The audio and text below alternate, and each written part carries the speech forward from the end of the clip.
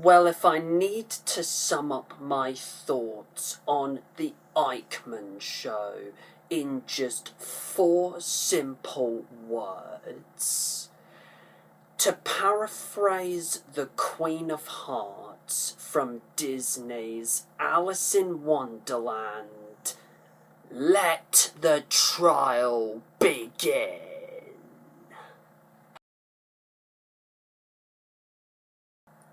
Hello YouTube, Film Buff 06 here.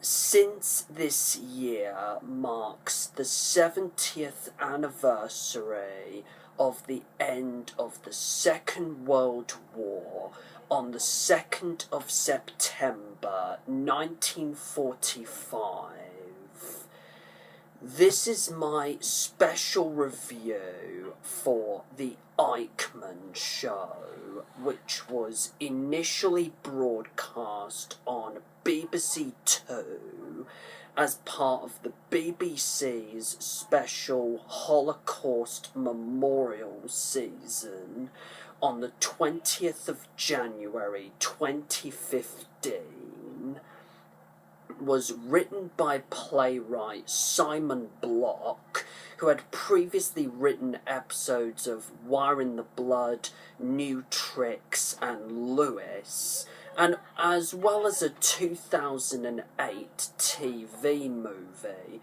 based on the shooting of Thomas Herndl, was directed by Paul Andrew Williams, who previously directed the docudrama Murdered by My Boyfriend, which was shown on BBC Three last year, and it stars Martin Freeman of The Office, The Hobbit, and especially Sherlock fame, Anthony LaPaglia of Without a Trace fame, Rebecca Front, who is best known for her performances in Lewis, Death Comes to Pemberley, and especially The Thick of It, and also portrayed Miss Oddbod alongside Angelica Houston's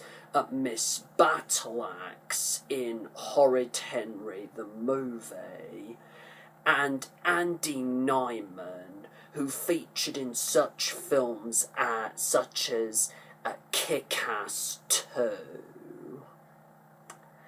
Now, the story of the Eichmann Show basically chronicles the true-life, behind-the-scenes story of how the production team, headed up by American television producer Milton Fruchtman, played by Martin Freeman, and blacklisted director Leo Hurwitz, played by Anthony LaPaglia, overcame enormous personal obstacles to successfully televise and broadcast what eventually became known as the world's first ever global TV documentary series and the trial of the century, namely the 1961 trial in Jerusalem of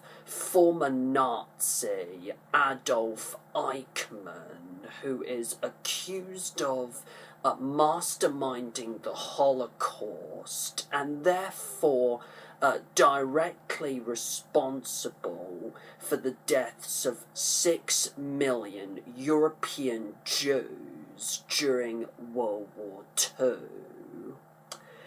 Not only does the film intercut with the original black and white footage of the actual trial, featuring both eyewitness accounts from the Jewish Holocaust survivors, and Eichmann's seemingly impassive reaction responds to what is being said against him, which was actually broadcast to approximately 37 countries in total at that time, including here in the UK. But in a way, the film also becomes a character study of how one seemingly insignificant and banal human being could possibly be capable of committing such an astronomically atrocious act of evil, and why. Now, what are my thoughts on the Eichmann Show? Wow, I mean, I'm just literally speechless. I mean, never in a little while have I felt physically exhausted and drained after watching a film since The Passion of the Christ last year. Now, I personally imagine that if this film wasn't just made for television, if this film was actually theatrically released, it could have possibly stolen Birdman and Boyhood's thunder in the Best Picture category at last night's Oscars. I mean, this is just one of those movies, like Schindler's List, that really does make you think about what really happened during one of the most horrendous times in human history. Now, the story in and of itself is a fascinating insight into the dark side of human nature, and it is brilliantly well written by Simon Block. To be honest, I wasn't all that interested in seeing Murdered by My Boyfriend on BBC Three last year, since it isn't really my thing,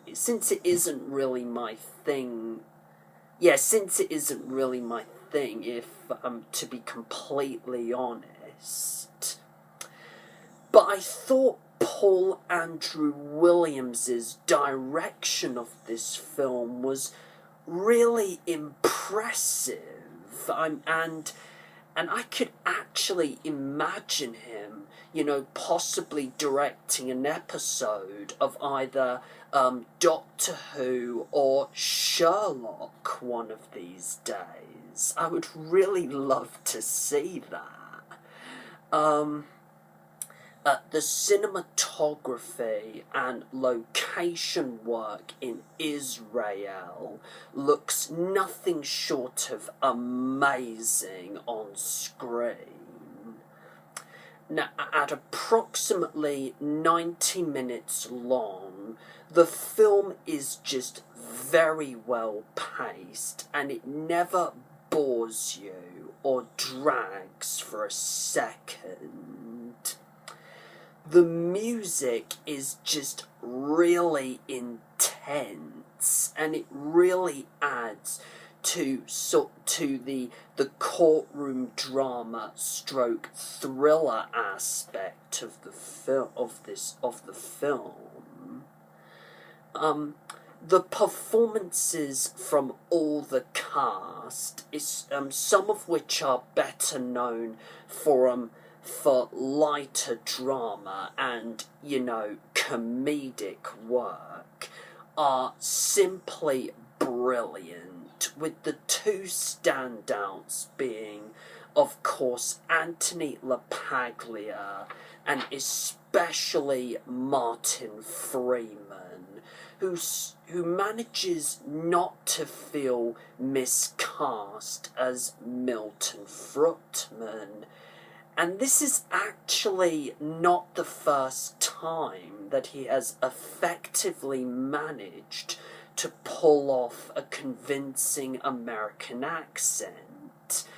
What I mean by this is that prior to making this film, he received wide praise in the US for his supporting performance in Fargo, which, if you don't know what that is, that Fargo was a TV adaptation of the 1996 Coen Brothers film of the same name, with Frances McDormand and William H. Macy.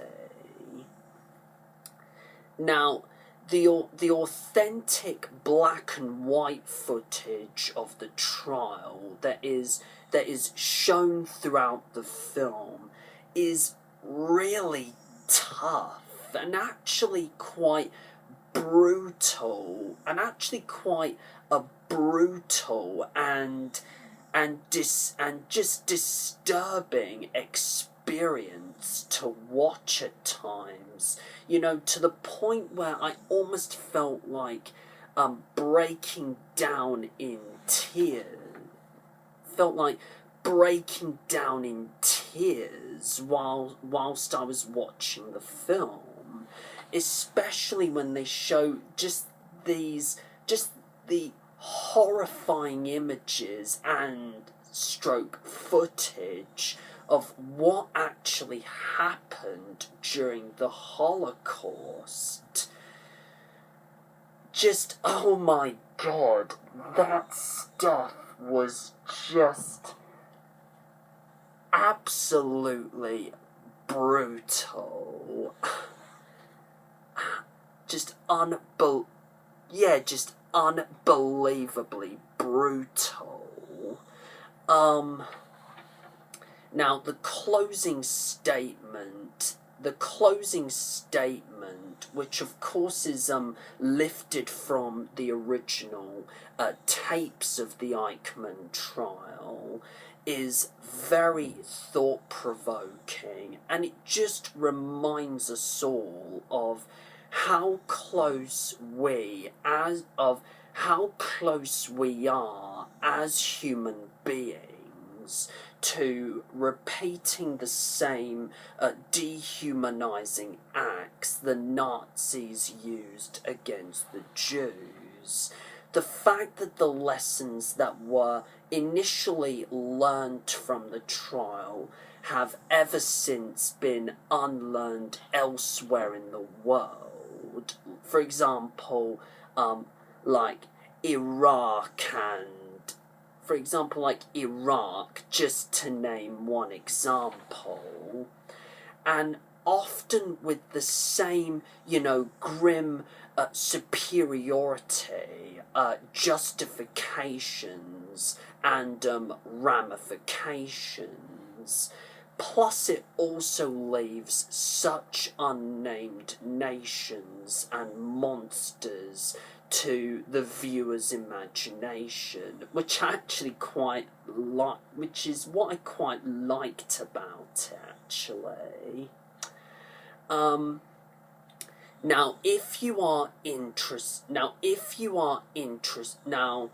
since I don't have an awful lot more to say about this film, if you are interested in what went on during the Eichmann trial of 1961 and are a big fan of history, like myself, I would highly recommend that you check this movie out when it comes out on DVD. However, since it is very hard to watch in certain places, I wouldn't necessarily recommend it to anyone who is either emotionally oversensitive or who have, very weak stomachs, if that makes any sense. In conclusion, my overall rating for the Eichmann Show has to be an awesome-tacular 10 out of 10. Now, feel free to leave a comment in the section below and let me know your thoughts on the Eichmann Show. Plus, feel free to subscribe to my channel. And until my next video, in which I'm going to be finally reviewing the first Jack Nicholson film on this channel, which is 2002's About Schmidt.